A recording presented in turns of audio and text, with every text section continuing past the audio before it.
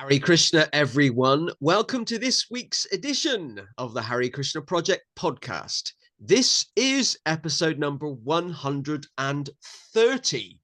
A big thank you to everyone who tunes in on a regular basis, and thank you particularly to those who have stuck with us and stayed with us for 130 episodes. I'm grateful to each and every one of you for tuning in each week. Do not forget, if you're watching this on YouTube, to hit the subscribe button so you can be kept updated about future podcasts and video productions from the Hare Krishna Project. And if you're watching this on Facebook, which is the other way you can watch this podcast, please do, if you haven't already, like or follow the Hare Krishna Project Facebook page. You can also be kept updated about this podcast and my activities, my antics via that Facebook page as well. And every time I say that, the number of subscribers and likes and followers does increase. So it shows that you're listening. So episode 130, I'm absolutely delighted. I finally persuaded this guy to come on the podcast. He was putting it off for years. I have no idea why. I'm one of the most easiest people to talk to. I am absolutely delighted to welcome Satya Hari Prabhu. Hare Krishna.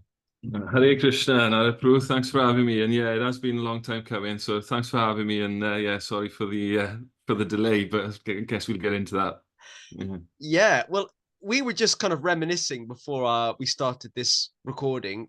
You and I have known each other for well over a decade, and we just keep bumping into each other, kind of different places, and our lives keep becoming coming intertwined with each other. And for some bizarre reason, I turned up at one of your daughter's first grade ceremonies in Bristol 10 years ago. I didn't even know you at the time.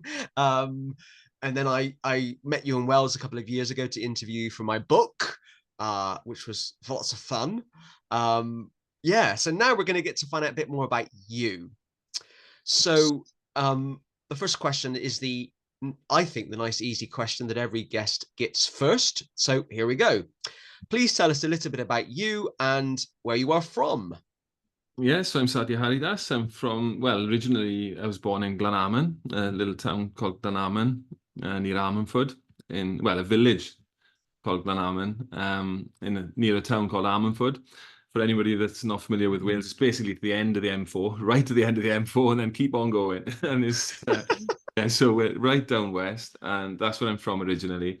Currently living in the Welsh Valleys, which is a very similar place to what I was brought up in. There's lots of greenery, lots of trees, lots of cows, lots of sheep, and lots of farms and stuff. And both like mining type of places, really.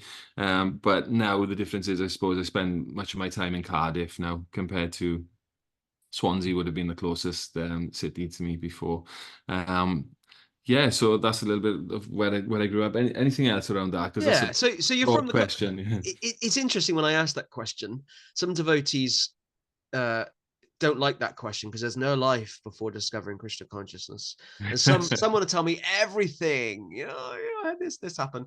But so you're from the Welsh Valleys, which is a beautiful place. I've driven around there a few times, and particularly when I met you many years ago in Carmarthen. On two occasions, we organized Hare Krishna festivals together. And that's a wonderful town, actually. I must return soon. All these places I need to go back to. What kind of upbringing did you have? I mean, if you want to share that, your childhood, what was that like? Of course. Yeah, and it's really relevant because I had just conventional upbringing, and I guess like rugby was a massive part of my life. As most Welsh people, it's like the goal of life is to become a Welsh rugby player, and then you become some god. That's the kind of I kind of, after I was quite a timid child. I was quite fortunate. I was quite intelligent in school. I could get by quite well in school.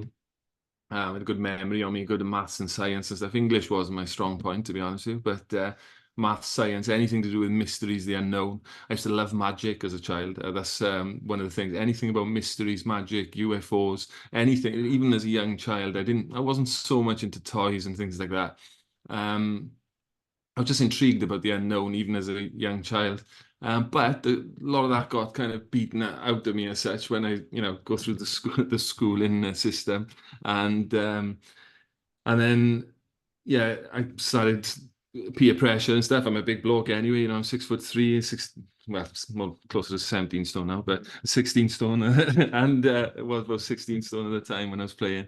And yeah, so like from under nines, basically like rugby became my life. And my dad used to take me, he used to coach with the junior section, and um, yeah, so yeah, this that brings me on to something really that I often share is that, you know, I lost my dad when I was 13, so we had a very, very close relationship, and you know, he used to take me to rugby and stuff. He was, you know, my God, really. That's what they say in the Sanskrit text, you know, that your parents are your first God, really. And I lost him at the tender age of like 13.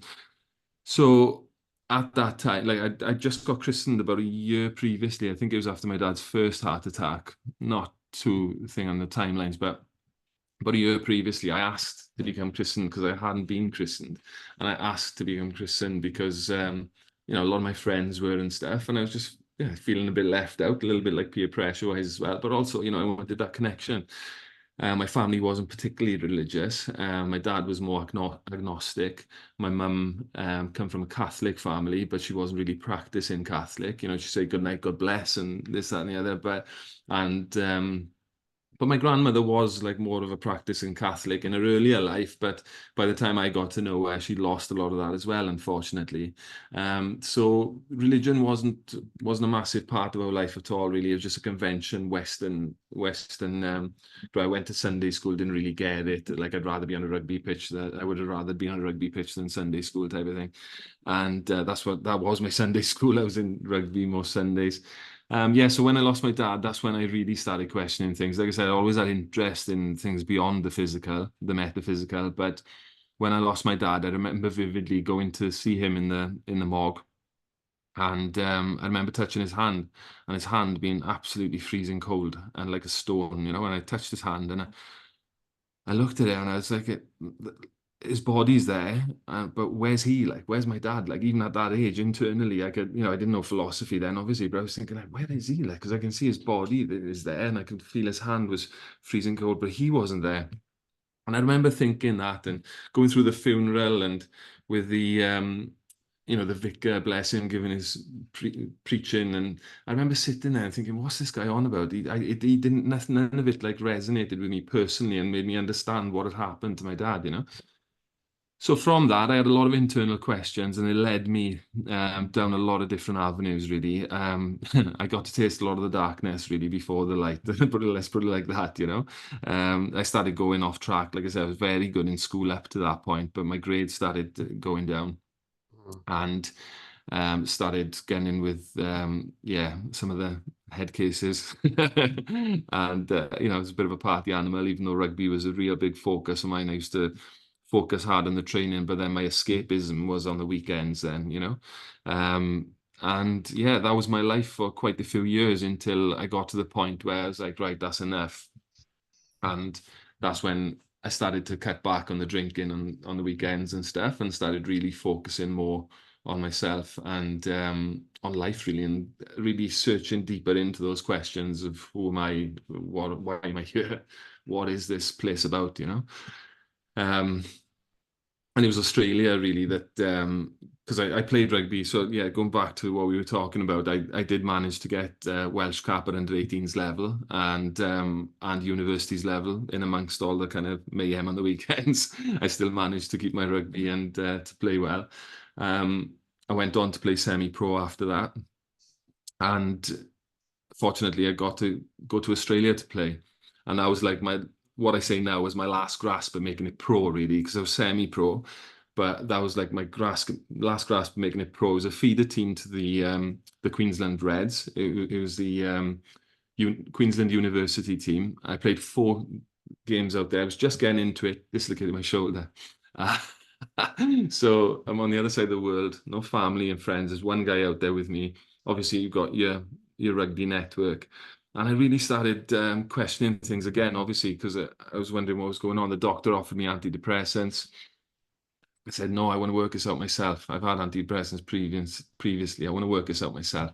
And that's when I started getting into personal development. Then I started like reading books from Paul McKenna, You Could Change Your Life in 7 Days, sales books, body language, all this type of stuff. And it really started to change my mindset and my mood. And being in Australia as well, it's just, you got the weather, the people are so positive out there.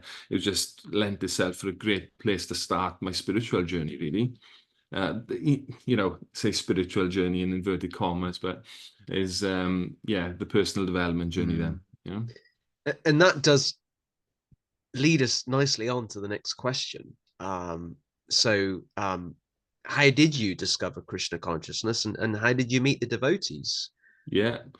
So from that point, I continued on the personal development route and had a few different jobs in sales, etc. I had one particular job in insurance sales, and I was stressing myself out so much over it. I was earning good money and stuff. I had a nice car, I had bought my own flat, and everything seemed externally to be going well. But I started having like a stomach ulcer, like I started having a lot of heartburn, and it wasn't diagnosed as a stomach ulcer, but I think I was going in that route. I was getting a lot of acidity and stuff. I was quite stressed out. And when I was on one of my calls, I got pulled into this thing. It's called the Malindi Centre. I say got pulled in, like I felt as if my car was out. Literally, I passed it a couple of times, but this time I had to go in. It was called the Malindi Centre, some kind of healing centre. And so in there, they had this Omni healing, and I ended up studying this Omni healing. I did a lot of self healing, and then did healing with others as well. And from that, I went on to learn metaphysics. I did a degree in metaphysical science, became a reverend, and did like metaphysical counseling with people, etc. And I'm getting to the point is that I was doing a show once in Swansea, and prior to this, I had a few connections with devotees. In Carmarthen once, I was walking through Carmarthen in the street where the devotees give out the books, and that I now know where the devotees give out the books. And I saw somebody like they had a seeker, which I now know is a seeker. I didn't know. I was looking as some kind of spiritual person back then. But they were speaking to somebody else, and I was waiting. I was hanging around, like kind of waiting to see if he would speak to me, but I didn't get a chance to speak to him at that time. So I think I saw a monk at that time. I'm pretty sure he was an ISKCON monk. Another time I remember walking through Swansea, and I was in a suit walking through Swansea, and next thing I could hear the ching ching ching ching ching, the Hare party coming through Swansea, and it just stopped me in my tracks. And I was like, what are those? What are they on? Like, I want a bit of that, because everybody else walking through town just doing their thing and stuff, and then the devotees there dancing, singing, don't seem to care about what the materialists are doing walking through town. And I was like, wow. I thought that they must have been high on something, to be honest with you. At the time, I thought that they must have been on something, because it's quite rare to see people acting like that in the middle of a city. And so, yeah, I had those two experiences prior, and I did meet a monk, which I didn't know at the time was a monk. Ravi, you probably know Ravi from Swansea, from London. He's Be Inspired Films, and he was giving a talk in London when I was living in London, and for Be Inspired Films. And I remember at the time thinking, like, there's something more about him, and he was captivating, he inspired me, but there was something more about that, but I didn't know what it was. And so I did meet him at that time, and we conversed and stuff, but I didn't know what it was. There was nothing about Krishna consciousness per se. We didn't really enter into that realm, but it was just I'd met him. But anyway, cut into the chase. When I actually met the devotees, was in the LC2 in Swansea. It's a leisure centre in Swansea. They do like a healing show and stuff there. And they have a Govinda stand there. Well, I was doing my healing thing. I was doing my metaphysics, and a little bit puffed up, if you like, thinking that I kind of knew a bit, But internally, really knowing that I didn't, to be totally honest. Prior to this, I must say that like 2 weeks before this, I remember praying really sincerely in the shower of all places, but I remember praying really sincerely and actually crying out to God and saying, like, what is this all about? I've been looking into different what I call truth theories or conspiracy theories, some people would call them, like about the monetary system, the you know, the controllers of the world, etc., or pseudo controllers of the world. And so I learned a lot about what the world was not, but I was praying for, like, what is it? You know, that was about 2 weeks prior. So I'm in this health show anyway, 2 weeks on. And Paul, a friend of mine that'd been going to the Krishnas for a while, came up, and you know, I was friend with him, and like what you said, like we crossed paths a few times across on our journey. And he said, "Over there, you want to be with the Krishnas? They know, they've got what you're searching for." And you know, I remember my ego being kind of like crushed a little bit, like thinking, like, "What do you mean they know? I know I know what I'm doing." And anyway, I took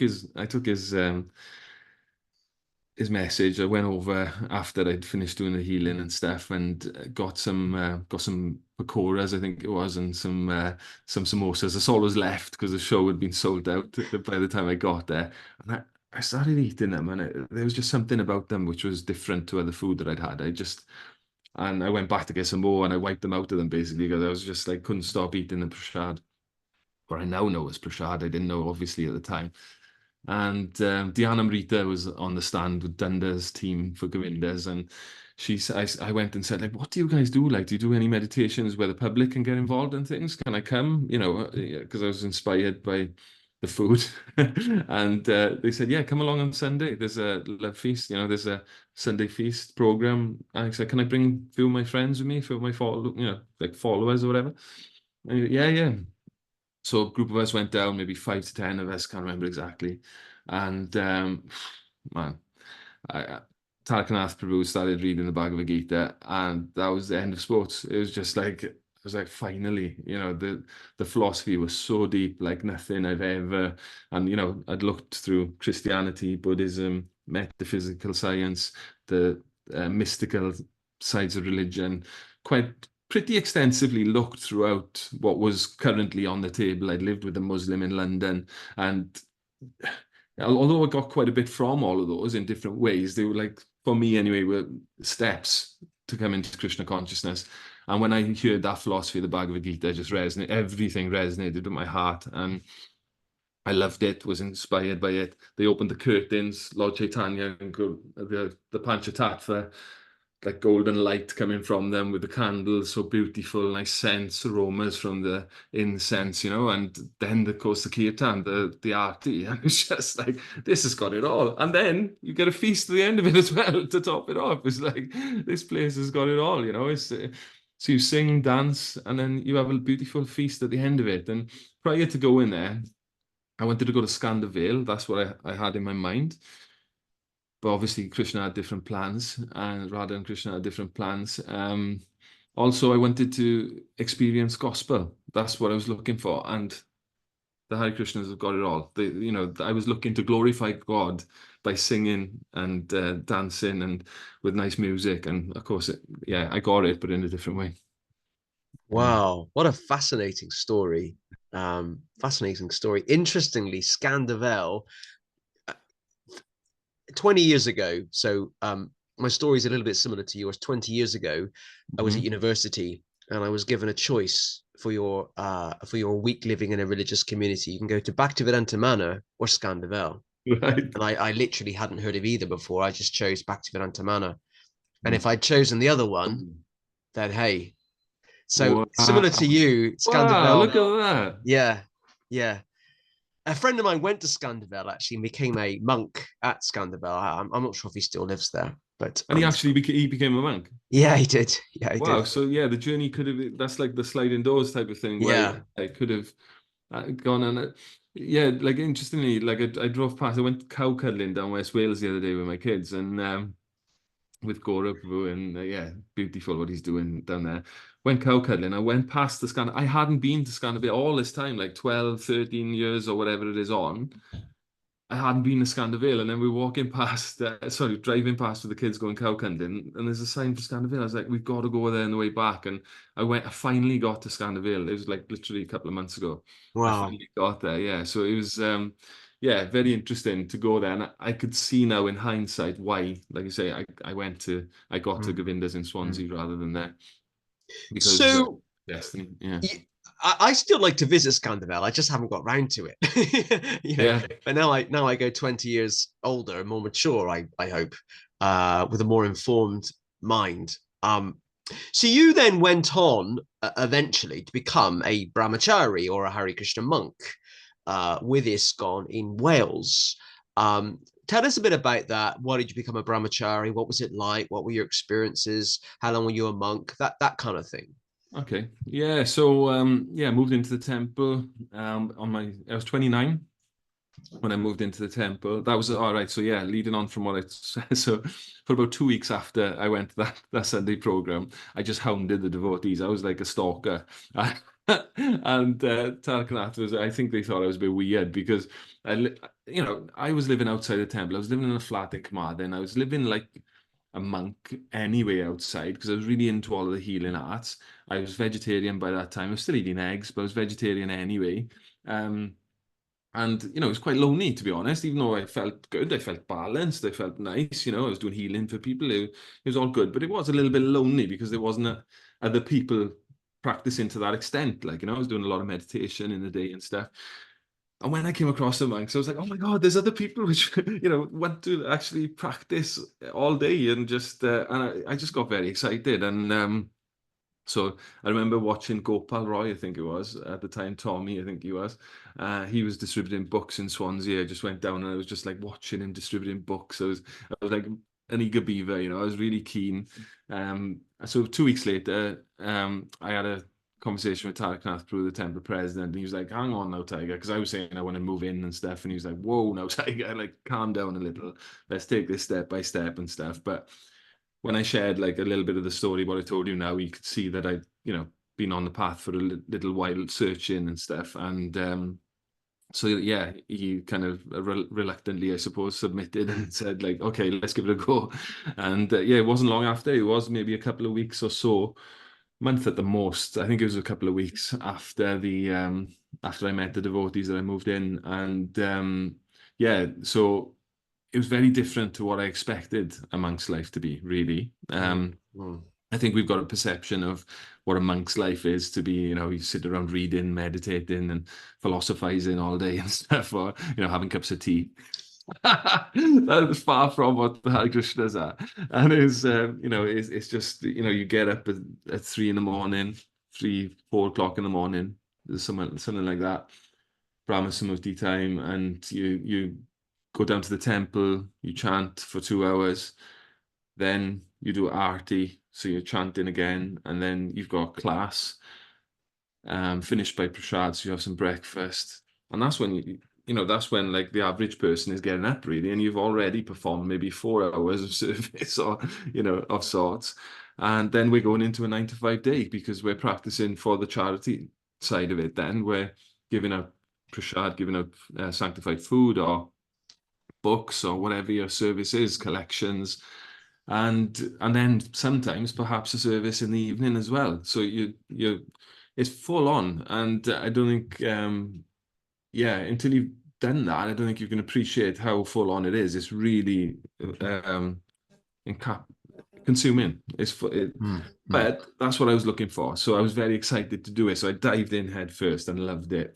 The first year, especially, it was fantastic. I just dived into it. Don't get me wrong, I had my challenges and stuff that I was getting through, like tiredness and things and what have you. Or my mind, especially when I was in the sink doing dishes. um, excuse me. But yeah, so. And it was about a year and a half in that my health started to go down a little, and my energy levels, and I started to get sensitive to electrical equipment. Even there was like Wi-Fi, mobile phones, and such. I couldn't be around. I started to feel dizzy and nauseous. People thought I was crazy, and yeah. So, but basically, what had happened is like I was exhausted, and so 2 years into it, I had to move out after having this like revelation and Mm. everything. Mm. I had to move out of the temple because I couldn't really serve. It wasn't conducive, really. So I had a chat with Taraknath and agreed to move out. Went to my mum's to heal, and yeah, it was a very difficult time to move out of that association of these saintly people, that are practicing diligently the principles of spiritual life and being in that energy, that that spiritual energy. I really got to realize and was humbled. My ego took a humbling, realizing actually where I am without all of these people, without this association. I got to realize where I was at personally.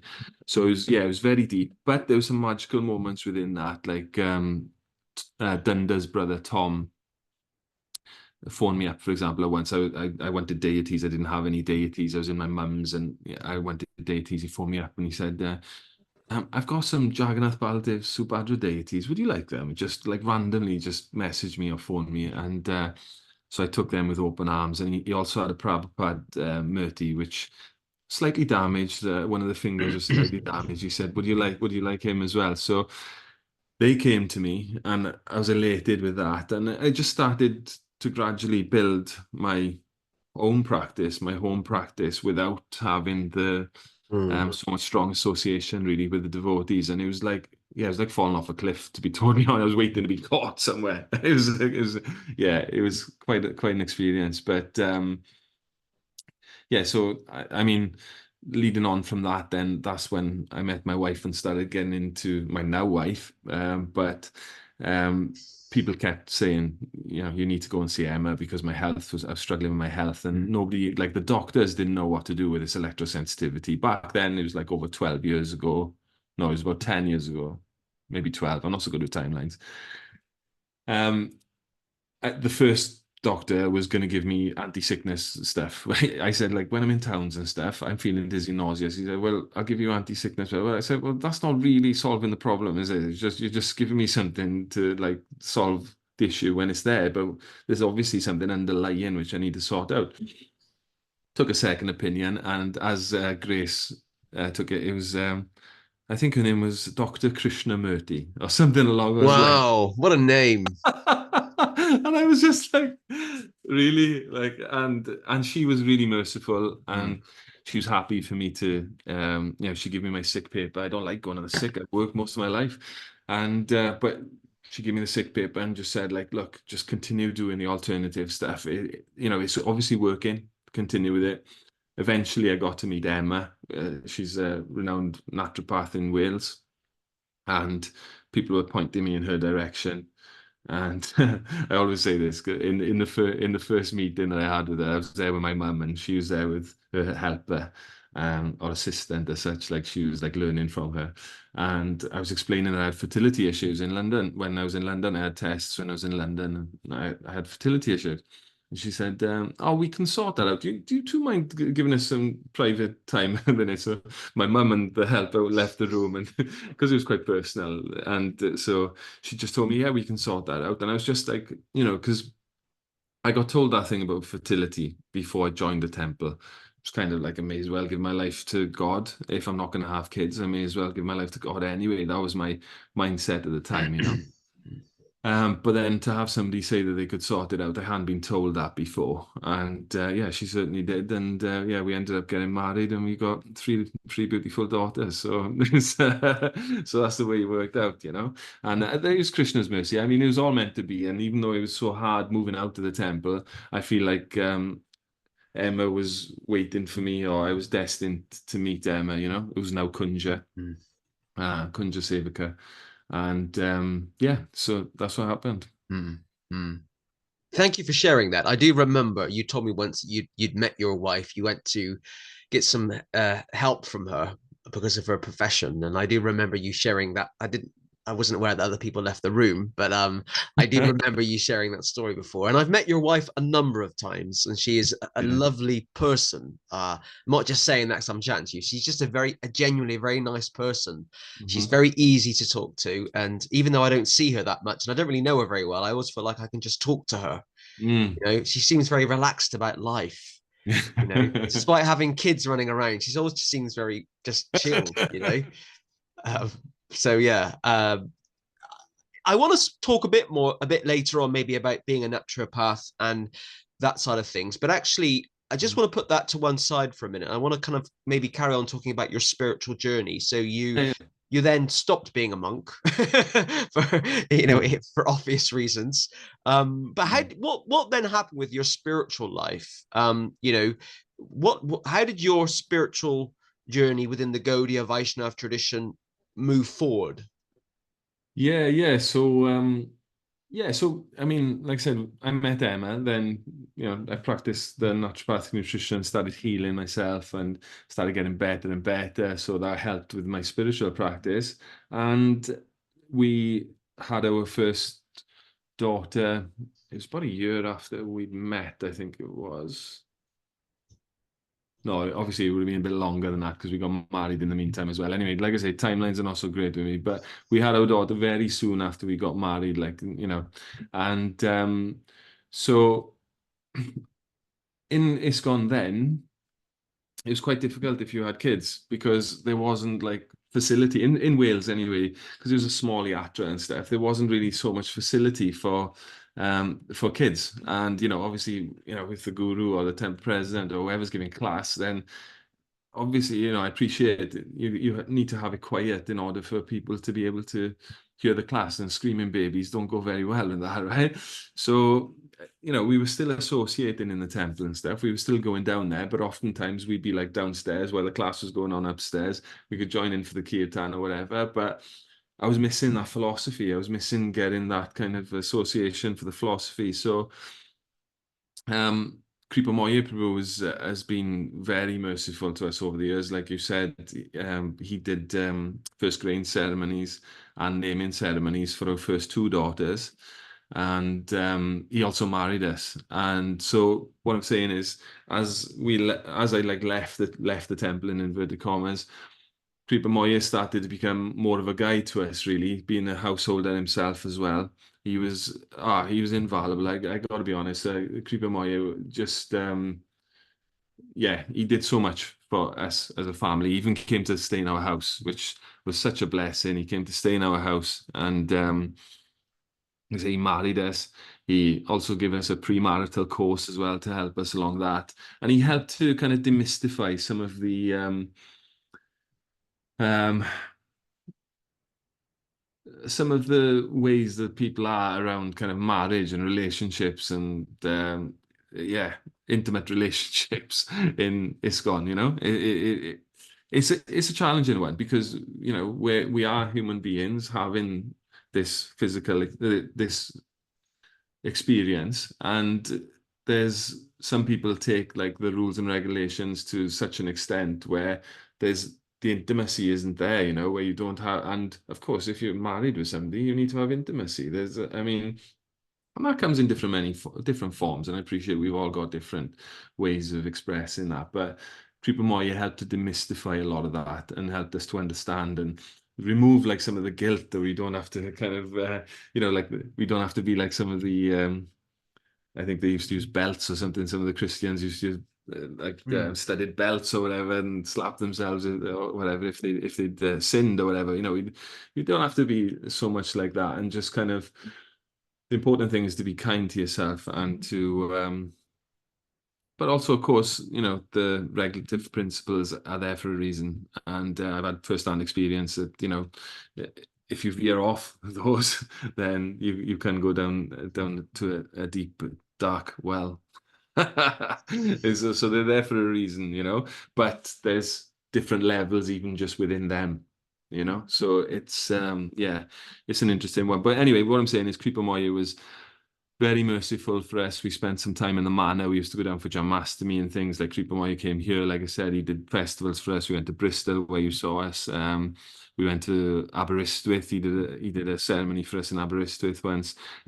One of our children, Jayana, the middle one, such a blessing. We went down for Janmashtami. We didn't know this was going to happen, but he gave her first grain on the stage, on the main stage. And it's, if you haven't been to Janmashtami at the manor, there's thousands of devotees there, and this massive tent.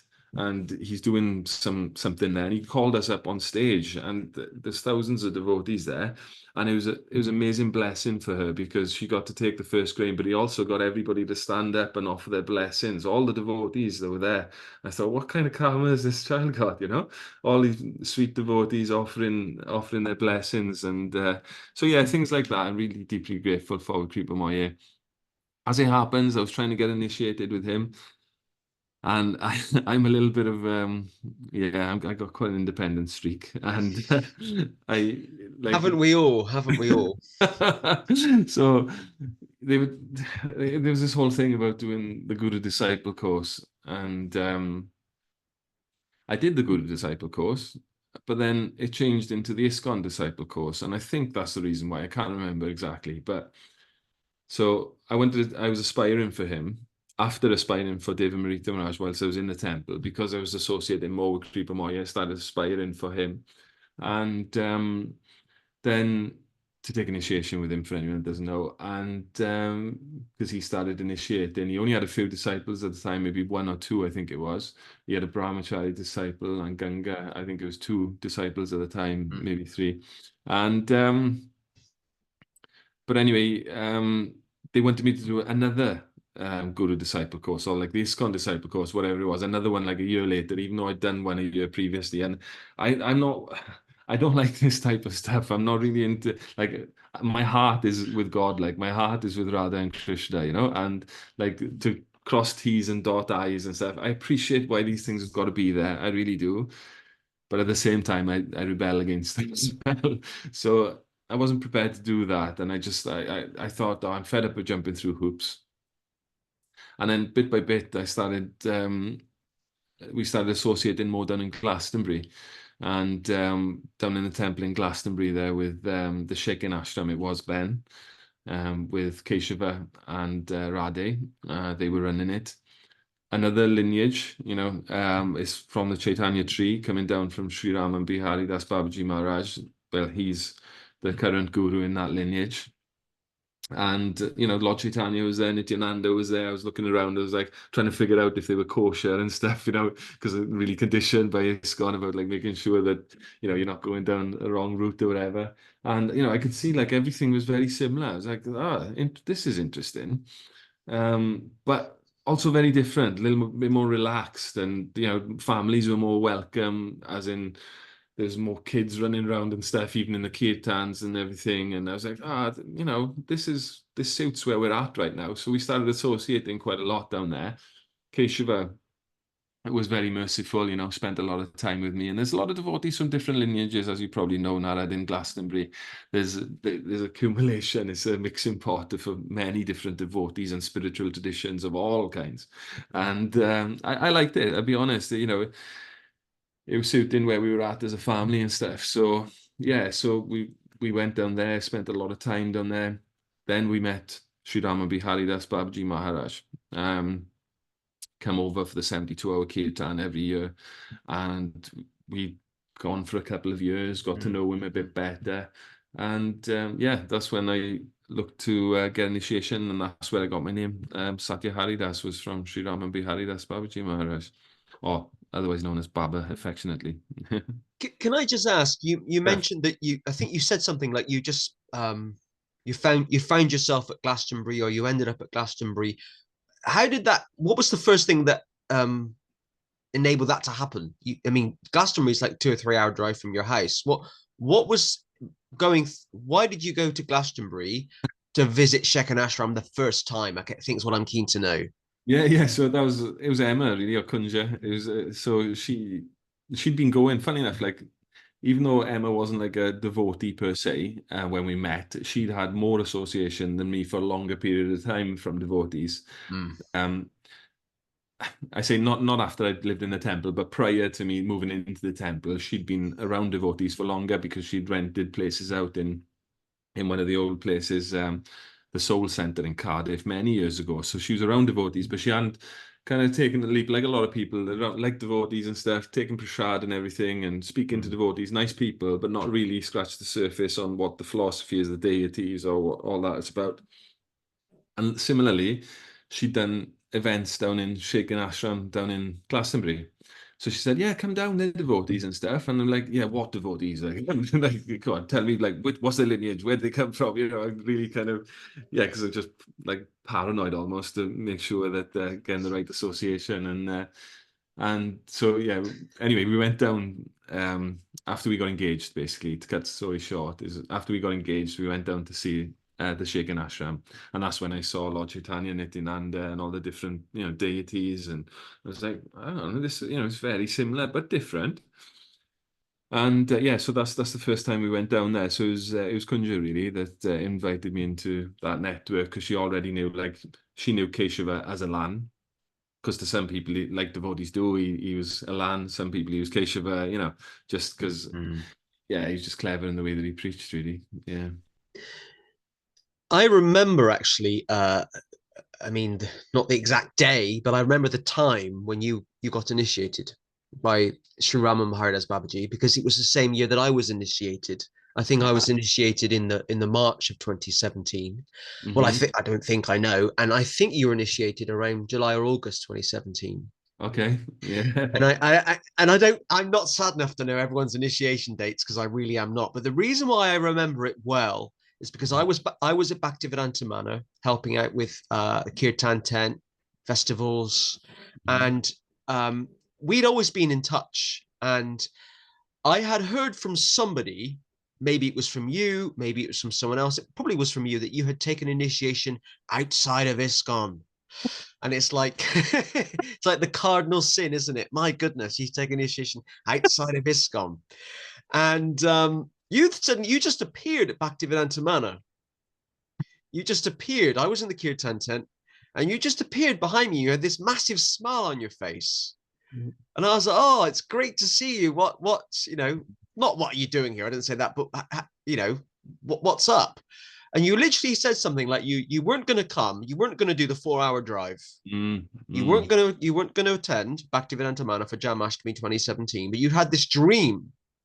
You got such a good memory now, lad. It's Wow. it's I don't remember everyone's dreams either. um, Wow. and I think somebody, I can't believe I can even remember this. I think someone in the dream, maybe it was Sri Ram Baharidas Babaji, appeared to you, or so somebody appeared to you and said, "Go to see Radhika Kulananda." I think, did that happen? It was rather good. It was Gokulananda. It was, well, it was far out, because up until the night, because of all this stuff around, it's really relevant to your book and everything you do, because I was faced with that. I'd kind of blooped, or I was in Maya. I'd taken initiation from a Babaji lineage. It's kind of all the, like you say, cardinal sins as far as ISKCON's concerned. And yeah, it's very interesting, because I was praying really sincerely the night before, because I didn't want to go. I did want to go, because I love going. I love the devotees. I love, I'd been going to the Janmashtami for many years down in, not every year, but I'd been quite a few times. And yeah, anyway, I was perplexed, and I had a dream. And yeah, Gokulananda, literally, the deity, Gokulananda's arm came up and went like this. And I was just like, so I woke up in the morning. I knew I had to go. So it's just like, yeah, I had confirmation in my dream from Gokulananda, and some people can say that's sentimental or whatever, but for me that was very real. And I remember waking up and thinking, like, what happened there? Like, because I don't remember. I'm not the type to remember my dreams so much, neither. Like, to be honest with you, but that was very pertinent. And yeah, the part that you're probably referring to was when I was walking, because I was really nervous, to be honest with you, going there, like coming out as such, like, as a kind of devotee of Baba rather than in ISKCON, and just being there and still appreciating everyone there and the kirtan and everyone. So I was walking down the field, and I looked, and in the corner of my eye, I saw Baba as well. It was really bizarre, and almost you'd see a ghost or something, and or like a shadow of somebody. And I looked, and he wasn't there, but I felt like I felt his presence basically, and but I also saw it was far out time actually.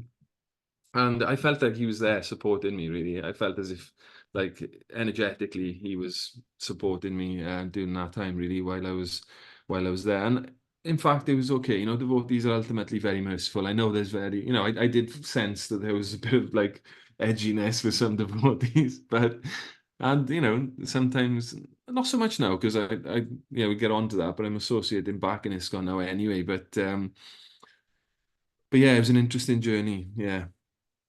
Just some of our viewers and listeners might not have heard of I was about to say they've not heard of Glastonbury. They've hopefully heard of Glastonbury, but they would have heard. They would have might not have heard of Sri Rama Maharidas Babaji. And as many of our viewers and listeners will know, that there is a lot of mats in the UK. There's a lot of mats, Gaudiya Vaishnav Hare Krishna groups in the Western world, and just so we can visually picture it, or so people can understand, most mats in the UK, not all, but most mats are in what we call the Sarasvat line. So they come from Srila Bhakti Siddhanta Saraswati Thakur. So Yeah. ISKCON, Narayana Maharaj Mat, Sri Chaitanya Saraswat Mat, they're all quite closely connected, actually. I mean, incredibly closely connected in the Saraswat line. However, Sri Rama Maharidas Babaji and other spiritual leaders are in the Nityananda line, so they're in a Yeah. different line, completely different. So these are so if we are one big family, but so my friends that are disciples of Narayana Maharaj and his disciples are very close, like first cousins, whereas those that are disciples of Sri Rama Maharidas Babaji might be kind of third or fourth cousins, so to speak. But so that's how you would try and explain it, or perceive it.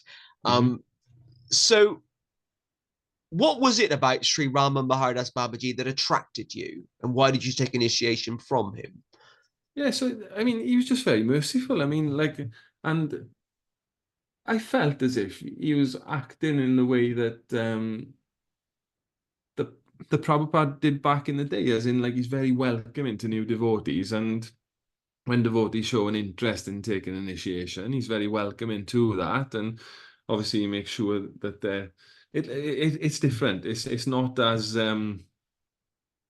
scripted, I suppose, as ISKCON. It's not as kind of Regimental.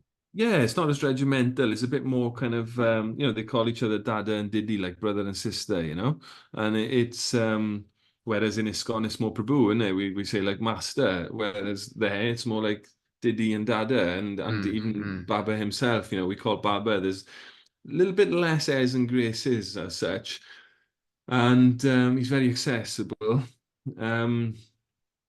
And it kind of organically went in that way, to be honest with you. It was like I say, we went from like Devamrita Maharaj when I was in the temple, then Kripa Moya Prabhu was guiding us, and then Sri Ram Bihari Das Babaji Maharaj, because we were in the temple there, he was the guru there. It was kind of quite an organic thing.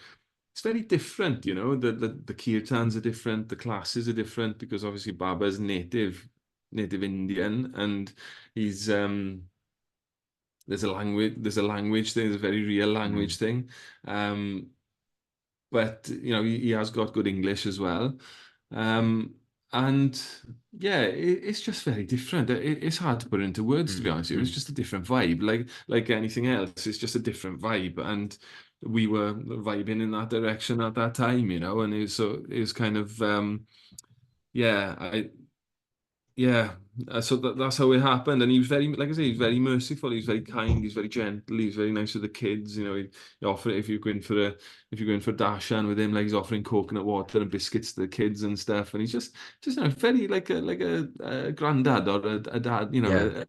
Like a close family member, but also, of course, very deep kirtans as well. When he did his evening kirtans and stuff, they were very sweet, very nice mellows, very different to ISKCON type kirtans, very like more traditional type kirtans, but also very, very sweet, really very, very deep and sweet, like the rags and stuff that he would do were very beautiful, So yeah, so that's what happened. Yeah. And I certainly remember over a several year period, whenever I would visit Glastonbury for an event or a festival, you would be there, or you would pop up, you would be around, and you were very closely connected with with Sri Rama Maharidas Babaji, with your godbrothers and godsisters. And, I've certainly seen the growth in the Gaudiya Vaishnav Hare Krishna community in Glastonbury over the years. And Glastonbury, in its broadest sense, has been quite successful at attracting followers of Bhakti to the town for different reasons. And you're absolutely right. It's very diverse in terms of the different mats and sanghas that are represented there. And I'm aware of a number of ex-ISKCON, whatever that means, ex-ISKCON people that have found themselves in Glastonbury and have maybe taken reinitiation or first initiation somewhere else. So did you ever move to Glastonbury, or was it just a long drive all the time? On that note, I must say, what you say, like Rancho Prime was kind of quite influential in my decision because I was perplexed about taking initiation with Baba because of the whole ISKCON thing and taking initiation outside of ISKCON. And I'm not so scholarly, to be honest. Like I say, I follow my heart a lot, you know. I wear my heart on my sleeve, and you know, I do research things, I look into things, I like listening. I'm not so much of a reader, but I like listening to other like senior devotees and stuff giving lectures and stuff. That's more my thing. And yeah, I remember asking Rancho Prime once. I said, I need to give me the right message for me, which was so like, oh, you know, I'm perplexed about, you know, taking initiation with Baba, etc., like that. And he said, just follow your heart. He looked me in the eyes and he just said, just follow your heart. And I was just like, it just took away all of the kind of heady stuff and everything. And it's like, and that's what my heart was saying at the time. So yeah. So yeah, to answer your question was, yeah, we live like 2.5, maybe 3 hours with sometimes with kids, 4 hours, 4.5 hours with stops and stuff. God knows what, changing nappies and God knows what. But yeah, so we used to, yeah, we didn't live down there. We were looking to live down there. We were aiming to, and we had an eye on a place down there, but we never did. We never took the leap, and I can kind of see why now. Hindsight's a wonderful thing, isn't it? And like I say, now where, yeah, so to answer your question, we used to travel back and forth, and I used to be down there probably 2 weekends of a month, or at least monthly. I'd be down there. Any festivals and stuff, I'd be down there. Glastonbury was our place, but we haven't been there for over a year and a half now, I think it is. Wow. Yeah, at I all. was going to diplomatically ask you that question, or try and ask you that question. You're not such, I was thinking along the lines of, oh, you're not such a frequent visitor to Glastonbury anymore, you know. And why is that? Why were you devoting so much of your life to the town and the community there? Not the town in that sense, but the community. And why have you not been for a year and a half? Yeah, it's quite a pertinent question, really, because I mean, after we get into things now, I don't want to get into it too much, but I call it convid rather than COVID. Let's put it like that. So after convid, I can't bring myself to call it COVID. After convid or the pandemic, it did my head in. I'll be honest. I think I saw you not so long after in Carmarthen Rath Yatra. I was in the midst I of remember I came uh, to Rath Yatra there, and I think Minikate and Arama had managed to organize a Rath Yatra in the year yeah. of 2020, where there was lockdowns and there was lots of, and he managed to arrange it, or Krishna arranged it, and you and I saw each other. I remember that. Yeah, yeah. So around that time, like I was okay at that time, but I was still, it did, I mean, because of the naturopathic background with this, like when they started coming up with all this stuff, I had a feeling there was something fishy going on, to say the least. And I didn't like it. I didn't like what was happening. I didn't like the level of control, the level of mind control, the stuff with the masks, the whole thing. And I didn't, like I say, I don't want to get into it too much, but just giving you a bit of a background around it because I try to keep away from it now because I know what it did to me. But just to give you a bit of background, like I felt so passionate around it that I stood for Freedom Alliance, which is political party which was thrown together at the time by people that just wanted to help to educate people that they had freedom of choice in relation to taking the vaccines that they were offering and stuff, you know. And so I stood for the run there, and there was a whole we were having like secret meetings and stuff. And maybe I shouldn't say this, but I am going to. We were having secret meetings and everything when everyone was supposed to be in lockdown and all this. And so I started associating. What I'm saying is, I started associating with a lot of people I don't usually associate with.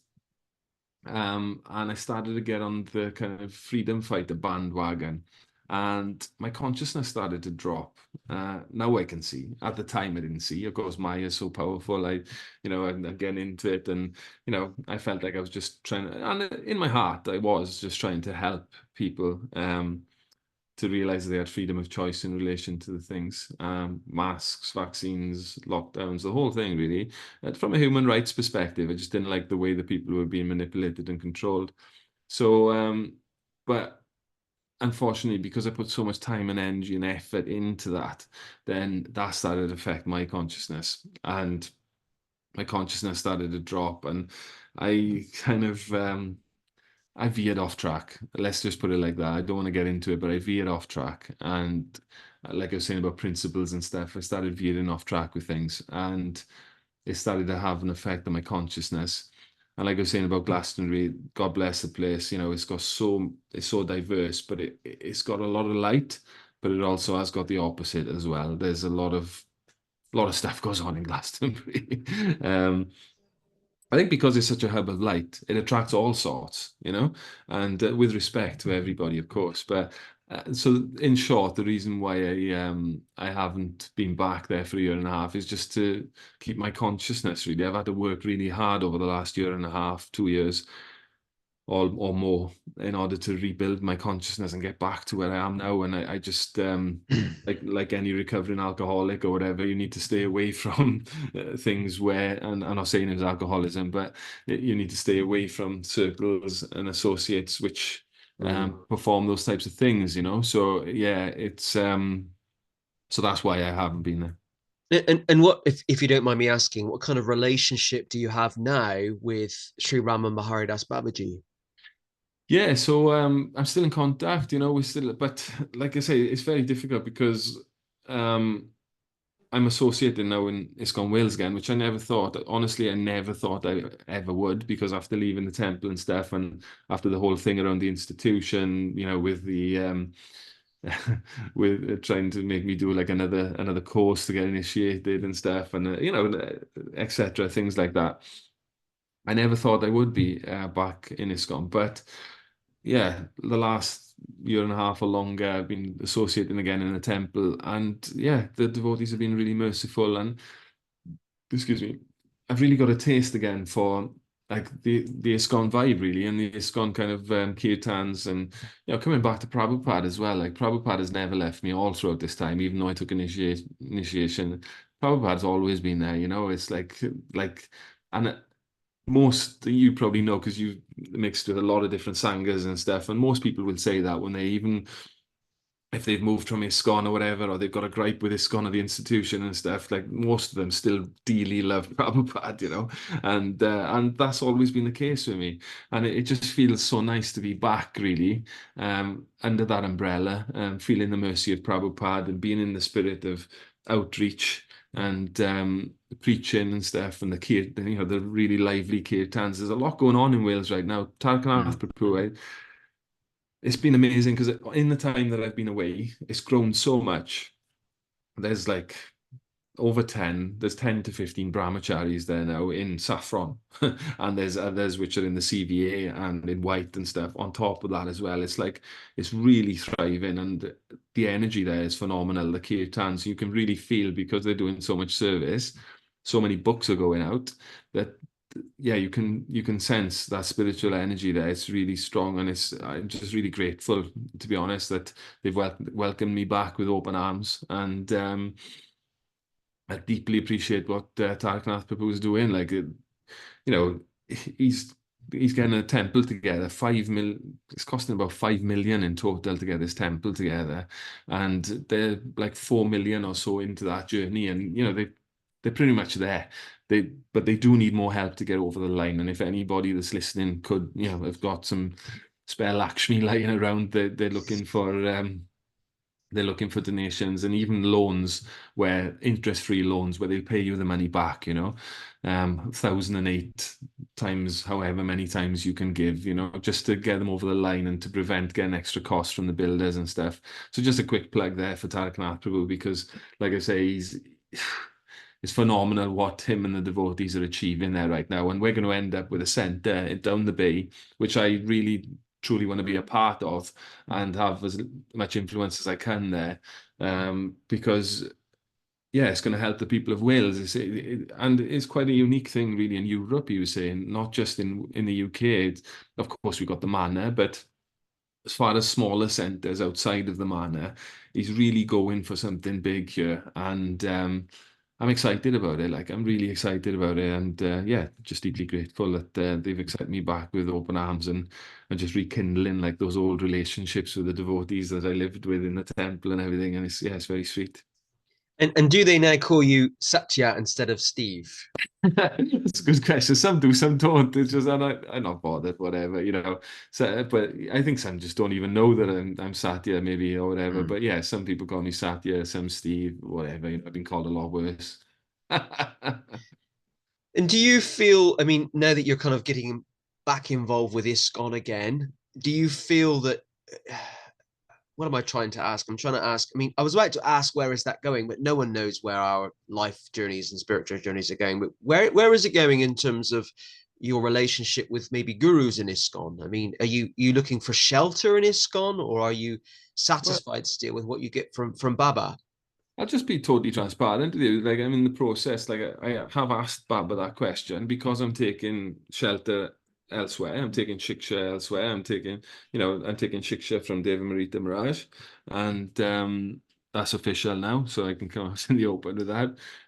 I told Baba that I'm getting a lot from going to the kirtans and stuff in Wales, and yeah, the community there. Because obviously, you've got to have association. Like, my lesson over this convid journey has been that you you've got to have quality association. Like, and if you don't, then it rubs off. And no matter how developed we feel we are spiritually, when we're left to our own devices and we're associating in other fields, then God knows what can happen. And I've had first-hand experience of that, and I just, yeah. So what I'm saying, yeah. So I've asked Baba that question, but I don't know like what the official. I don't know what's going to happen, to be honest. We're currently trying to figure it out because we don't, we want to make. Like I said to you at the start, I don't want to make any offenses on this podcast. I don't want to be too controversial on here, even though I know you get a lot of controversial guests and stuff. But I'm trying to tread carefully and just make sure that I don't kind of upset anybody along the journey. And so, but officially, I don't know, maybe you know, because you've done a lot of research about if you've taken initiation in one line, what the official kind of rules and regulations are in relation to taking initiation elsewhere. Perhaps you know more than me in regards to that, because you've done a lot of research on this stuff. In terms from an ISKCON perspective, I don't think there is an official ISKCON policy on that, for example, but there might be an encouragement to take initiation or reinitiation within the institution of ISKCON. The etiquette, however, which I'm sure that ISKCON does follow, other mats follow this, is that if you've taken initiation, if you've taken Diksha initiation or Harinam initiation from a guru, so i.e. Sri Raman Baharidas Babaji, and you want to take reinitiation, for example, from someone in ISKCON, the etiquette is to ask your guru, if he's still alive, if you can do that. So it Right. does happen, but you have to ask for permission. Yeah. And then he may or may not give that permission. And if he doesn't give that permission, that's then your choice of whether you still go with it. I'm Okay. aware of some devotees who haven't got permission from a guru in one mat, from Mm-hmm. their ex-mat, so to speak, and they have still gone ahead with initiation. Mm. My personal view, I have two answers. My personal view is that I would describe myself as a social libertarian, which means that you need to make your own decisions about your own life. It's ultimately between you and God, and it's actually no one else's business to some extent. But I Mm-hmm. also have this view that you don't have to have a living guru in this sense. A lot of people in different mats want to have a living guru. Mm-hmm. And when I say you don't have to have one, I don't mean that in a Ritvik way either. I Mm-hmm. just mean, for example, I have a Diksha guru, he's an ISKCON. At some point, he will leave his body. Yeah. I hope, have no desire to take initiation because, I have to have a living guru all the time. Mm. Prabhupada never taught that. And so a lot of people feel they have to have a guru to literally sit at the feet of, or Yeah. actually you don't, Vani instruction is more important than Vapu, Yeah. uh, uh, physical presence. I mean, most people would kind of, I hope, in the Gaudiya Vaishnava tradition, teach that. But ultimately, it's a decision for you. You Mm, know, are you wanting to take reinitiation in ISKCON because you're finding something, or you've discovered something spiritually or even mm, socially that you're not getting from Baba, and only you can answer that question. mhm. Yeah, that's really helpful, and like I say, in in some respects, it doesn't matter because of like what you were saying, um, because like I say, like Dave Marita Mirage has given me shiksha now; he's official, and he's given me shiksha guidance anyway. And I got Harinam initiation. I haven't got Diksha initiation. I got Harinam initiation. Like that's slightly different as well within Baba's lineage and within ISKCON. And when I took initiation initially, my understanding was that if you take Harinam initiation, then you can further go on to take Diksha from. This was my understanding when I took initiation, whether it was right or wrong, I don't know, but that you could go ahead and take Diksha elsewhere if you desired to at another time. So yeah, anyway, we're just going through the process of that now. We're just trying to find out what to do, and just to be honest with you, I'm just leaving it up to Radha and Krishna really, and at the end of the day, I've tried to control things and do things my own way in a lot of different ways. And I mean, that's the big problem with being a human being. You know, we want to be in control, and particularly us men, we really want to be in control, and we think we're right, and this is our plan. And not just half of the time, but most of the time, Krishna just turns it upside down anyway. yeah, Um, and and one of the beautiful things about Bhakti is that we really just have to surrender. yeah, What will be, will be. yeah. Krishna's always in control. This is it, isn't it? And that's been my lesson over these last few years. Is that and even that, even like going off track and stuff is kind of part of the journey as well, and is part of the kind of lessons that I needed, my karma, whatever, Krishna karma, my karma, whatever it was, I needed to get those lessons, and hopefully they'll stay with me this time. I pray anyway that I keep hold of those lessons around association, around following the principles. That's one thing I really admire a lot within ISKCON is how diligent they are with the principles and with chanting 16 rounds, and because there's a protection that you get from them, and I've experienced it firsthand.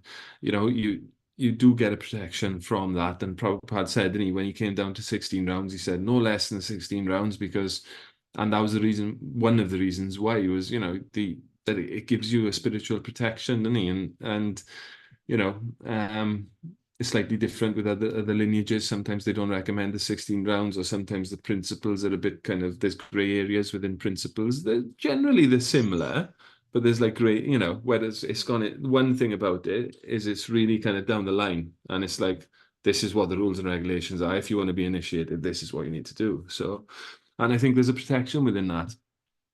Yeah. I agree because I've experienced it, and I would label myself as a sinner. I make mistakes all the time. I do things wrong. I'm always and often falling short of the glory of God, but I still do my 16 rounds a day.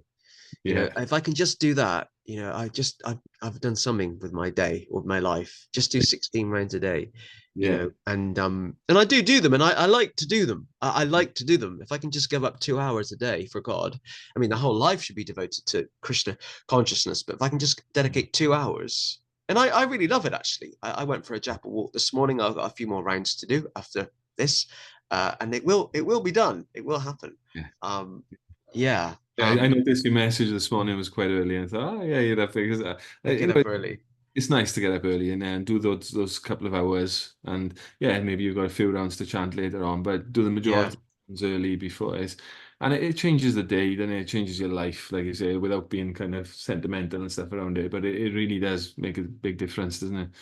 Yeah. I've got a few more questions for you, but I just want to tell you one very quick story because I Yeah. was just chuckling because I thought of this story when you were talking about four regulated principles.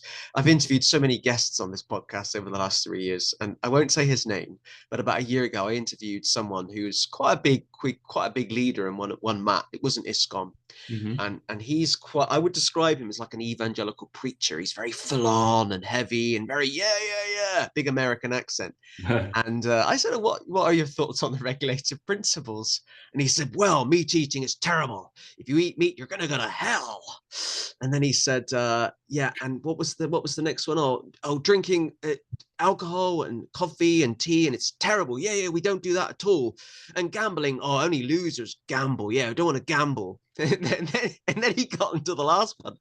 Then he said, oh yeah, and sex. So we don't mind that one. That one's okay. You can have sex with other people if you want to. And I was like trying to keep a straight face. And he's like this kind of Billy Graham evangelical preacher. But yeah, sex is fine. Yeah, you can't tell people what to do in their own bedrooms. Yeah. And I hope he's not listening, or any of his disciples.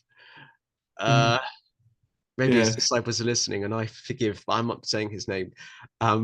So that just made me chuckle, because everyone has their own rules, don't they?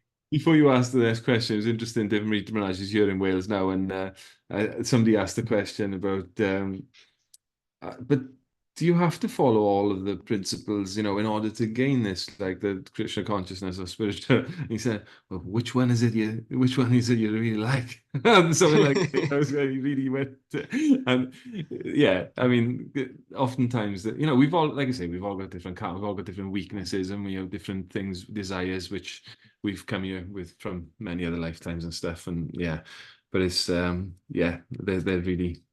That's one thing that I pray that I'm able to continue following now, is those 4 principles. But yeah, sorry, go on. Yeah. No worries. Can we talk a bit now about your work as a I hope I pronounce it correctly, a naturopath? What is it? What does it involve? And why is looking after our physical body as just as important as our spiritual well-being? Tell us a bit about all of that. Yeah, so naturopathic nutrition. So naturopathy, loosely translated, means nature cure. And so it's basically using anything natural in order to help heal the body and mind sometimes, which in turn then can help the spirit, because the mind-body-spirit connection, obviously, there's differences in opinions on that. But what I've personally experienced, I can only go from my own personal experience and what I've seen with the students and people that we've trained over the years, is that when you nail, and generally we do it from a plant-based perspective as well. So it's it's not a requisite. Like, people don't have to be vegetarian or vegan or plant-based or whatever to join the college or to learn with us. But what tends to happen is, as people tend to clean their diets up organically, almost, they start to give up red meat, then white meat, then fish. And that's the journey that I went on, was red meat, white meat. I wasn't a cold turkey, it was, pardon the pun, it was red meat, white meat, fish, and the eggs was the last thing for me to give up. So that's what tends to happen with people as they start to alkalize their body, as they start to drink more water, as they start to get healthier. Then generally they start to give up some of the more dense foods, then, or the more foods in the mode of ignorance and passion. And we're aiming for goodness, like that's what we tend to teach, and that. But we teach a wide variety of people from different walks of life and stuff. So we're not evangelical with things, but we gently try and help people along that path to, for many different reasons, not just for health, but obviously spiritual well-being. What we know from Krishna consciousness is to help people to come to a more karma-free diet, then, if you like, to want a better word, or ahimsa, is non-violence. And it's glorious, really. We've just been blessed that we're able to do something which is in alignment with those principles, and we're able to do some service within, obviously it's like karma yoga because we're getting something back from it, but it's nice to be able to earn our income as grihastas, doing something which is helping other people, helping them come in. Sometimes people also open up to spirituality, especially after the end of 2 or 3 years with us. As they start cleaning stuff, they do some kirtan with us and stuff along the line as well. But like I say, we don't stuff those things down people's throats. It's more of a kind of we're quite open-minded with people, and because obviously they're coming to us for naturopathic nutrition, they're coming to us for Krishna consciousness. But if people do show an interest and inclination, we give them the opportunity to be in our kirtans or whatever. And so going back to your question, how it can help spiritually is that it can really help the body and Mm. because at the end of the day, if you've got chronic health conditions or diseases and stuff, then what type of service can you offer? What type of quality chanting are you offering if your mind's so disturbed with all of these illnesses, or you're too tired to even get out of bed to be able to chant your rounds or to be able to offer any service to others? Then that's why we believe like looking after the body is essential, really. If you want to do a lot of service, then it's difficult in these times. We're up against a lot of different challenges, and um, we need our energy levels. So if we look after ourselves, then we can have more energy to serve, basically. So that's been what I've noticed in my life. Like if I just let everything go, and even on a vegetarian or plant-based diet, went I'm gluten free, for example. I don't eat many deadly nightshades because they give me acidity and things. Or if I just continued and ate all the things, for one, I'd probably put on a lot more weight, and secondly, I wouldn't have the energy. Like I don't eat much sugar, for example, and I appreciate everyone's in a different position in relation to this, but for me, this is how it works for me, is when I don't do those things, I've got more energy. I can get up in the morning, I'm there for my kids, I'm able to perform my business activities and also do Krishna consciousness to the side as well. So it depends what level you want to function at, I guess. Can you just say something? I missed it. You said that you've given up a certain type of food and you feel you're more energetic. Which type of food or foods was that? Deadly nightshades, and I limit them rather than give them up. So I do have potatoes every now and again. So potatoes, tomatoes, peppers, aubergines, they're like acid forming foods, basically. Okay. So the more of them we have, they can form more acidity in the body, and acid usually gives inflammation. Inflammation is the root cause of most diseases. So that's one of the things we encourage people to limit, not give up, but limit, and especially like I get indigestion, acid problems if I do have them. So I can't have so much of them anyway. Mm. Mm. Yeah. And you've also written a number of books, I believe, haven't you? You're an author. Are there some of those books linked to your profession? Tell us a bit about your books. Yeah, I wrote so initially it was called From Addiction to Freedom. That was before I moved into the temple. That was when I was doing all like speaking events and stuff and Mm. personal development, coaching, etc. with people. And it was called From Addiction to Freedom. And it was basically my journey of giving up different addictions of alcohol and many other things over the years. It was more binging with me, but still it was a form of addiction, even down to, like I said, sugar. Like I was addicted to sugar as well. Is it? They say that sugar is the same pathways in the brain as cocaine. It enlightens the same pathways in the brain when the studies as cocaine. So it's highly addictive, and so yeah, that's why the book was called From Addiction to Freedom. It was about giving up all of the kind of addictive habits that I had and stuff. But within it, I offered a lot of different personal development and positivity quotes and stuff, and different meditations that people could do, etc. A little bit more kind of like new agey, for want of a better word, or more like personal development angle. But then after I moved out to the temple, I revived the book and called it The Warrior of Peace, and took out some of the like kind of new agey principles and made it a bit more much Mm. more in alignment with Krishna consciousness. So it took out some of the things that were a bit more kind of not in alignment, basically, without being derogatory. And yeah, so there's that. And then I've been in a DVD as well called Becoming the Keys, and I was with Brian Tracy, was in that, and um, Don Miguel Ruiz, the author of the four. Kind of. Do you remember the book? Don Miguel Ruiz, the four. Anyway, a lot of people would be familiar with him as an author. The Four Agreements, is it? Anyway, yeah, I think it's the Four Agreements. There's a few kind of big wigs in there from the Secret and stuff like that. That was a DVD I was in. And in that message, I just give my story, and basically, that was a bit of service because I was encouraging people to chant Hare Krishna, and it basically is available on Gaia nowadays. I interweaved it with my story, but that was the kind of main thing that I wanted to do, Mm. was try to reach people with the mantra. Really, I got the mantra in there, which I was landed with. So. Mm. I do remember your book, The Warrior of Peace, because I remember seeing it now on Facebook. like all the time. You were very good at PR and marketing. Well, I'm sure you still are now, but I remember seeing it all the time. And you had like a Warrior of Peace group, Facebook group, and people Mhm. would say that they were Warrior of Peace and they were doing this and doing that. And it was like a movement of people, wasn't it? And I remember seeing, wow, Satya Hari is really into this. It's like every day I'm seeing it on my Facebook feed. But it was great. I love hearing stories of not just devotees, but people in general being passionate about something and running with it, you know. And I remember that really well, actually. That's It's good to ama- know. it's amazing how much I remember about your life, isn't it? It's very bizarre. Most people tell me stuff and I just goes over my head.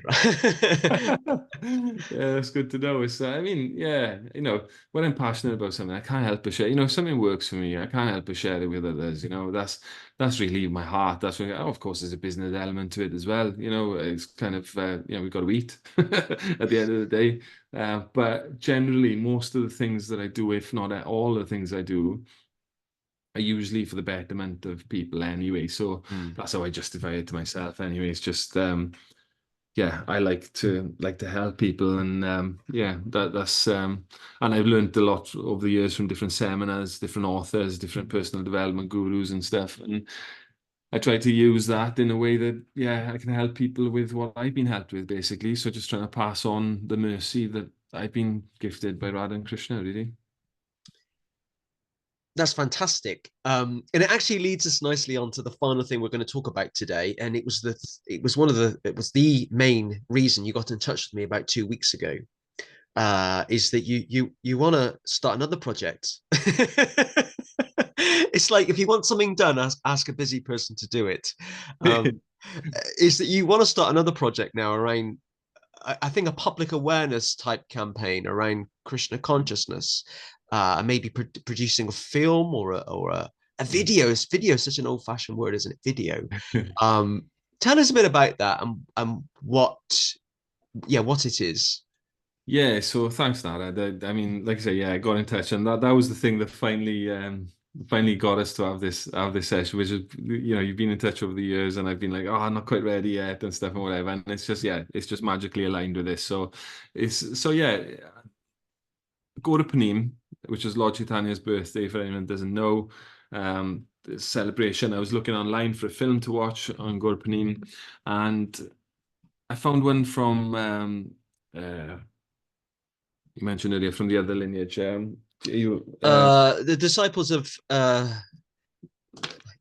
disciples Ryan of Mirage. Narayan Maharaj. I'm Sorry, sorry, sorry, I just sorry. that's sorry, Ryan Mirage. I just yeah, it totally went on my mind. Yeah, so which was a fantastic film, and I really enjoyed it. I really got a lot from it, and I yeah, I loved it, and I recognized some of the devotees on there from my past down in Glastonbury and stuff, which is great. And as a devotee, it was fantastic. I got to learn a lot from it, and then I saw there's an ISKCON one out there, something like Lord Chaitanya's Prophecy or something, but it was a play. It wasn't like a film or a documentary. Like the Ryan Mirage one was really made well. It was fantastic, and something along those lines is what I'm aiming to achieve, really. But obviously, coming from my own background, I haven't had so much association with Narayan Maharaj. I've had quite a lot of association with his devotees, which is fantastic. I'm very open-minded, and I I believe in building bridges, not walls, and I think it's important, especially like you said earlier, we're all one family, really, and I think it's important to try and keep that because we're all Vaishnavas of some sort. And I so yeah, so anyway, at a similar time, there was a film called Christspiracy which got released, and that came on my radar, and I was like, oh, I'll check that out. And I went to see the Indiegogo campaign on that, and they raised a phenomenal amount of money in order to get that out there. And it was produced really well. But I couldn't help thinking, it's like there's nothing out there at the moment of Gauranga Mahaprabhu, and he's so close to my heart. He. I mean, it's so close to my heart, and like we're only 500 years into a 10,000 year Mm, golden mm, age within Kali Yuga, which is mm. 432,000 years long, and we're only 5,000 years into Kali Yuga. And I think with all the trouble and strife that's going on in the world right now, it's a prime time really to get something out there on a bigger scale that's accessible to the masses, that people can actually understand who the Hare Krishnas are, why are they chanting this Maha Mantra, why is that so significant? Because so many people see us chanting in the streets down Oxford Street, down Cardiff, or whatever. But do they really know? Like what I was like, oh, there's the Hare Krishnas. What are they on? Type of thing. They don't necessarily know the depth or the essence of the philosophy of what's being conveyed. Or the depth of that mantra in itself. So yeah, that's my mission. That's what I've taken upon myself anyway. I felt around that time that I was being guided, having seen what was available on the mass market. Like, I'm not a filmmaker, but I've got a lot of love for Radha and Krishna, and a lot of love for, to my capabilities anyway, of Guranga, and I'm deeply grateful for what they have done for me and how they've kept bringing me back onto the path, Radha and Krishna, Guranga. And I think there's so many people out there which haven't got access to this message, which could gain so much, especially now after everything we've just been through on the world stage. I think there's a lot of people searching. I remember Kripa Moya Prabhu telling me like that the churches were fullest after world wars. And we've just been through something similar really on a world stage that definitely in my lifetime, I've never experienced something at that level. I think there's a lot of people suffering, and the mental health increase is, the statistics show it as well, with the mental health increase. And I think a lot of people are at the point that they know that, like where I was like 12 or 13 years ago, when I'd done all of these research into the world, conspiracy theories, truth theories, whatever, then I think there's a lot of people at that point that are searching, they're searching for something. And I see so many different theories and stuff online about different things, about the Great Awakening and this, that, and the other. But what frustrates me is it doesn't seem to have much depth. There's not much like foundation to it. Whereas, as as we know, as Vaishnavas, there's so much depth to this culture and this philosophy, but it can get brushed away as, oh, that's just the Hare Krishnas, or that's just some hippies or something. But I want to try and convey this in the film, is what I'm saying, to be able to get out to the masses. As you can see, I'm really passionate about it. And yeah, so anybody out there, if you can help, we've got by the time this goes live, we'll hopefully have the crowdfunder available and the link to put along with this as well. So if you can help in any way, as little or as large as you can, if you have some spare money there and you want to put it to a good cause, to service, I promise you that I will put it to the good cause. And this isn't going to be a profit film. If any profit comes from it, it'll be going back into like a farm community or some kind of Krishna conscious activities. However, it's a non-profit. And I said, I want to do this as part of service. We've got our business and stuff. This is part of giving back for me and part of the service. So yeah, if you can help, as you know, it costs a lot of money to get the film crews together, to do the editing, thousands probably. So I need as much help as possible. If you feel inspired by that message, then please give what you can. That would be fantastic. And yeah, I think that was it. Yeah. It sounds like a huge project, and I reckon you're the person to run with it and lead it. Yeah, a film about the life of Chaitanya Mahaprabhu, of Lord Chaitanya, that's put together about him and his contribution to the world from an unbiased perspective. Because you're absolutely right. There are a few things online already, and the disciples of Narayana Maharaj have put together a fantastic film about Chaitanya Mahaprabhu already. I've seen it. Forgive me, I can't remember what it's called. But you want to try and create one that is really doesn't then have a spin on it. And we're all conscious of putting spins on things, so I'm not picking on anyone by saying that. And we're all conscious of putting a spin on. Oh, and this group, or in this group, we'll come to this temple. We're all, even subconsciously, we put spins on things. There's an agenda, and you want to try and produce a film that really doesn't have an agenda other than a film about the life of Chaitanya Mahaprabhu, the golden avatara for this age, and what he was all about, and how we can follow him. Yeah, and help people to understand that, Yeah. and the depth of that message, exactly what you said there, the depth of that, and where we're currently at in the bigger cycle, like what spiritual traditions and religions talk about time in the scale that the Vedas do. I mean, it's very, like, that's only one age, which is 432,000 years long, and the other ages are even longer. It's like we're used to talking about 2,000 years ago, and Christ, right? That's what the world is usually. But when you start talking about thousands of years ago, then it really puts into perspective, is what I'm trying to say, as to where we're actually at in the bigger scheme of things now. And I think that can bring a lot of solace to people's hearts, really. Mm, mm. Yeah. And you said something just that made me realize, or reminded me of a conversation I had with someone else a while ago, is that Chaitanya Mahaprabhu's life on earth wasn't that long ago, 500 years ago, and is actually around the same time as William Shakespeare, Henry VIII here in England. So, and we learn about Henry VIII and William Shakespeare as in, oh, it wasn't that long ago, or relatively recent history in the grand scheme of eternity. And actually, Chaitanya Mahaprabhu was living in India at the same time.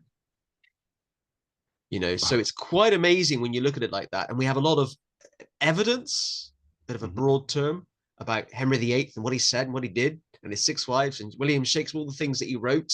And at the Mhm. same time, in another continent or country, there is Chaitanya Mahaprabhu, who we recognize as the golden avatar for this age, an avatar, or we don't use the word incarnation, but let's just say incarnation of Radha and Krishna, Mhm. living at the same time.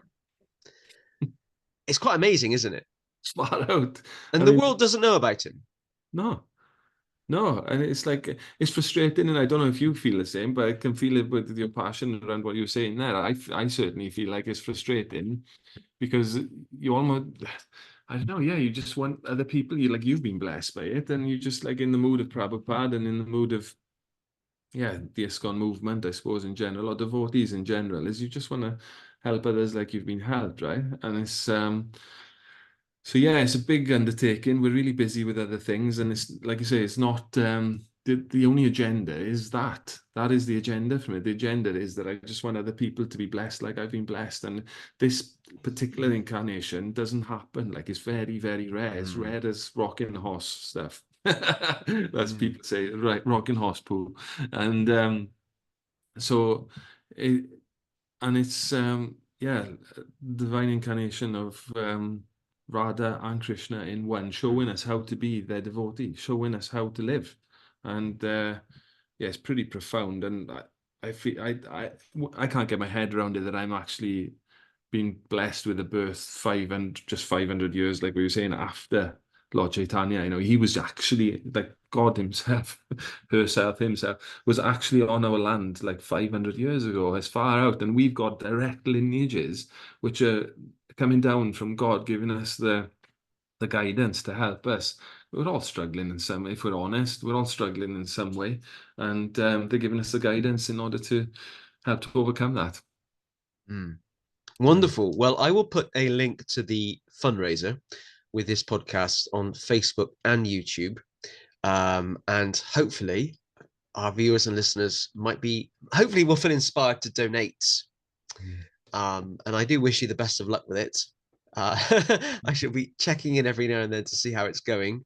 Mhm. Yeah, and I hope it goes well. Okay. Believe it or not, we've been recording this podcast for quite a while, well over 90 minutes, maybe close to an hour 45, possibly. Oof, we've gone one of the longer ones. It's okay. I've done some marathon runs in the past. The key is don't drink a lot before the podcast, so I don't have to go to the toilet. Yeah, right. Uh, I'll run after. But a big thank you to. So I think Satya Hari, I'll just say goodbye to the viewers at home. Then you and I can have a brief debrief after. But a big thank you to Satya Hari Prabhu for being our 130th guest on the Hare Krishna Project podcast. I'm delighted that he finally has appeared. And it's great how our paths keep crossing all the time. And I'm genuinely very pleased for you. I'm pleased that you're associating with devotees and just all those things. And I'm pleased that you're associating with devotees that you want to hang out with. Not that you haven't been in the past, but I'm really pleased for you. My personal view is I don't really care which mat people are with. I don't really care what someone's guru is. Doesn't bother me. I don't have sleepless nights about it. I've got my own life to live. Um, I'm just pleased to hear that people are practicing Krishna consciousness, and not only that, but you're inspired to share it with others. which is great. You know, one of my big bugbears in the Hare Krishna movement is I've met so many miserable devotees. So what are you miserable for? We're trying to follow the most beautiful philosophy in the world. That's like we've been saved. You know, use a Christian term. What are you miserable for? My goodness, I get fed up with it. It's supposed to be joyful, right? Yeah. Yeah, joyful.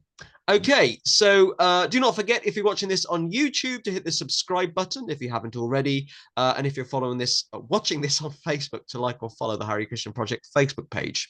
And also, I love to receive feedback. I do after every podcast, and I love to particularly receive constructive feedback. I love to. Don't just tell me you don't like me because of something. Give me some constructive feedback. And do not forget, if you want to appear as a guest on the Hare Krishna Project podcast in the future, please do get in touch. So until next week, I'll see you all soon. Thank you. Hare Krishna. Hare Krishna.